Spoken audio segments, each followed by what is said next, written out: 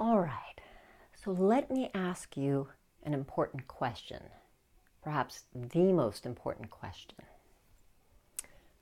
Who are you? Now, if I gave you just 30 seconds to answer that, what would you say? And wait, let's just say I also give you a few parameters. You can't just list a series of roles and labels for yourself. Like I'm a woman, I'm a psychologist, I'm a mother. You have to go a bit deeper. So who are you?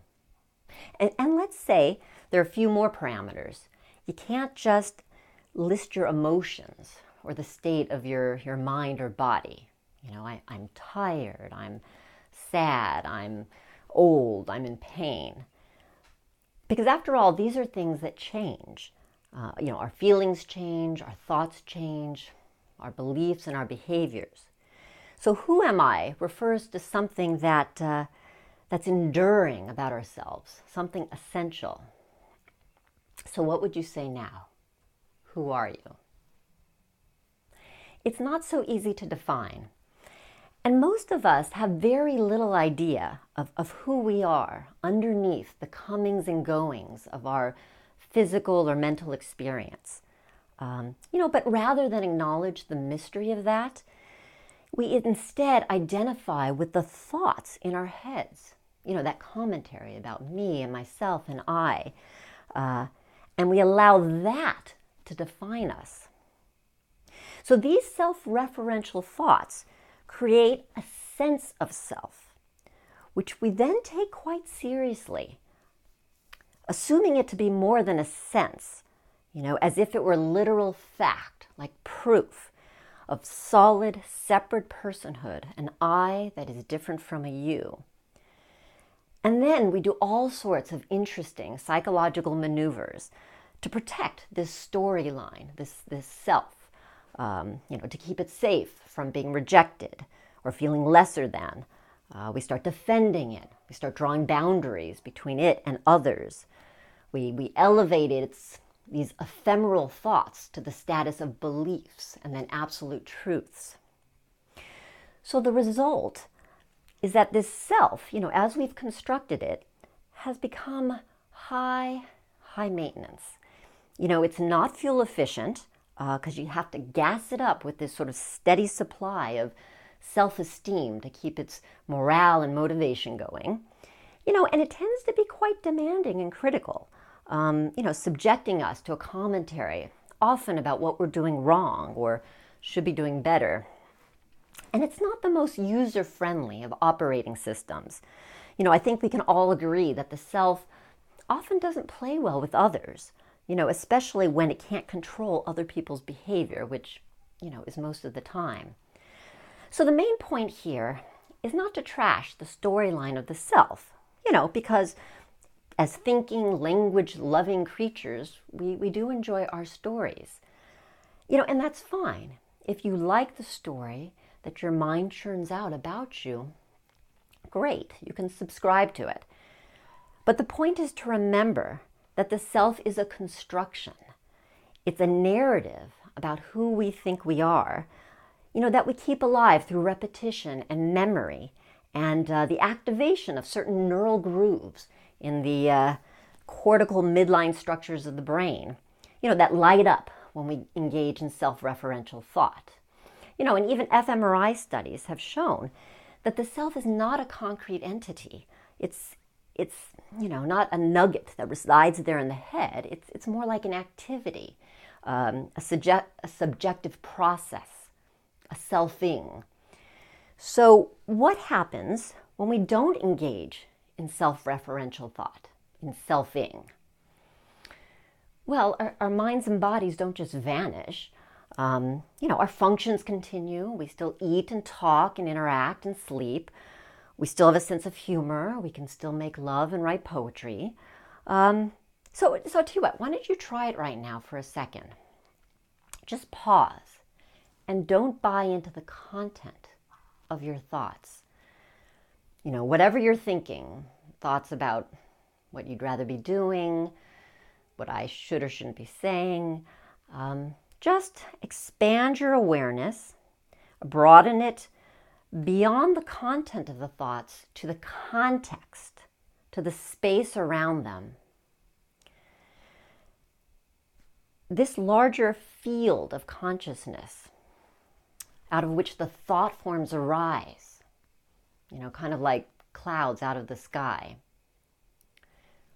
What is that? That quiet, neutral, awake presence. And perhaps this is the more appropriate question to ask. What am I? Not who am I, as in, who is this personal self that my mind defines me as, but what is that animates this intelligent knowing of experience, underneath the personal and the personality and all the subjective shenanigans of the self? Well, Eastern wisdom traditions have an answer for that question, and they call it no self. It comes from the Pali word anatta, meaning not self. Now, granted, the word no self might not seem the sexiest of names. As Americans, we tend to want bigger and better selves, certainly not non-existent ones. But actually, no self is the biggest you possible. The no refers to what you're not. You're not this limited, separate self-entity in a limited, separate mind-body. It's actually only an artifact of conditioning that we've learned to segment consciousness and assume it to be a byproduct of the material brain. If this makes your head ache, to sort of claim yourself as the expanse of sky, when you and everyone around you has been trained to identify as a wisp of a cloud, then let your head explode on this, because for too long, the human mind has really collapsed around very narrow margins of bodily or conceptual personhood. And the effects of that, in some way, have been catastrophic. What's developed at the individual level is this part fantasy sort of existence where people reside from here up, much of the time in this netherworld of ether images and words about themselves. And so, though we're fundamentally interconnected with one another, being of that same consciousness, people's thoughts have pronounced them each a separate self and, living on their own kind of thought-based islands, island. And this is how vast quantities of loneliness and isolation, self-preoccupation, and even narcissism have developed. Now, at the cultural level, a certain reality gets forged when you have billions of fictional accounts of separateness, collectively playing off one another. Everyone watches everyone else take their self-story, their sense of I, literally.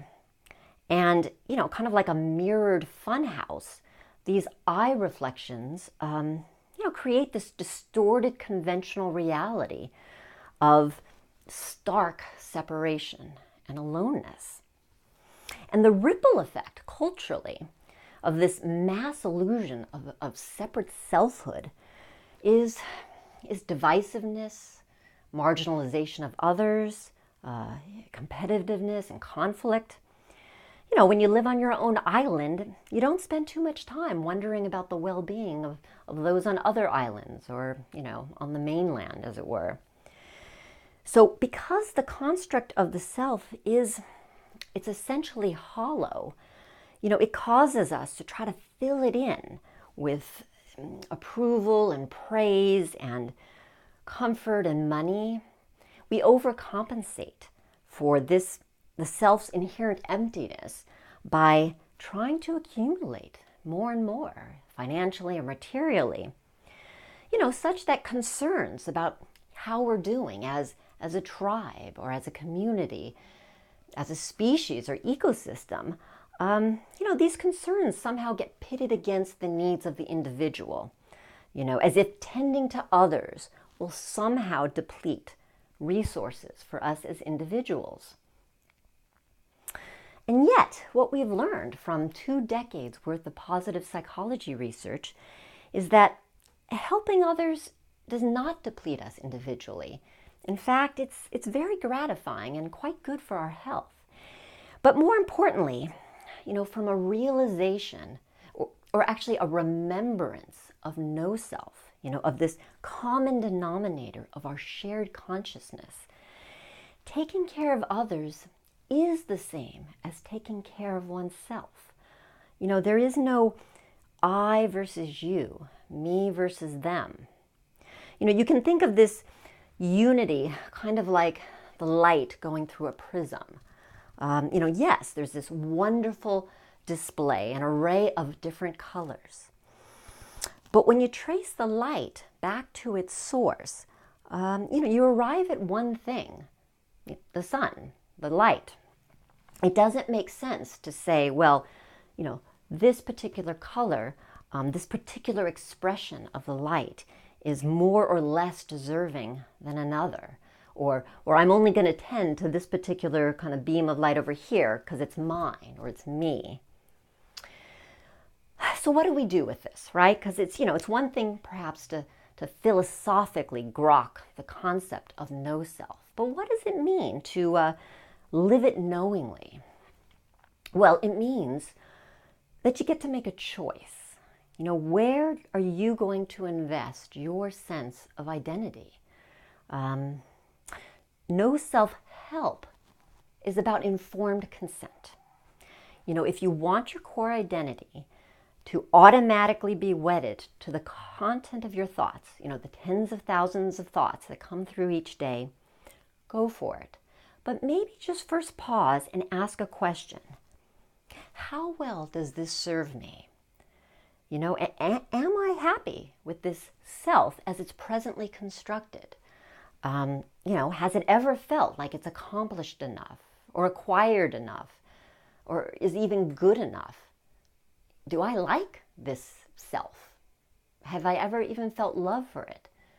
It's basically like asking the Dr. Phil question, like, how's that working for you? And if identifying with the constructed self is not working so well for you, you don't have to throw the baby out with the bathwater. You can still engage in narrative and introspection and meaning making.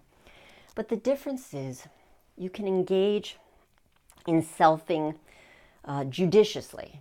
Let's call it smart selfing. With mindfulness skills and some other tools, you can choose where to shift your attention, and when to shift it out of self-referential thought and return to the no-self backdrop of consciousness. Because when you rest in that unconditioned consciousness that you already are, you'll feel a lot more peaceful. And no self-help at the cultural level, it's really about a paradigm shift. When more and more people choose to swim against that conventional current of perceived selfhood and separation, a new collective reality begins to develop. An ethos of caring emerges. And our natural communal tendencies towards empathy and compassion and generosity, they come online once this veil of separateness falls away. As a society, we then come to abide in a spirit of pro-social spaciousness, rather than a spirit of scarcity that's fueled by our individual survival fears. And then the momentum can really set in. This smart selfing, it kind of spreads like a social media wildfire, right? More and more people experience the resonance of no self-consciousness after beholding it in each other's presence. And eventually we're no longer imprisoned in our ego's narrow story of who we are. And then the living of our largest, truest identity becomes possible and normative and just utterly transformative.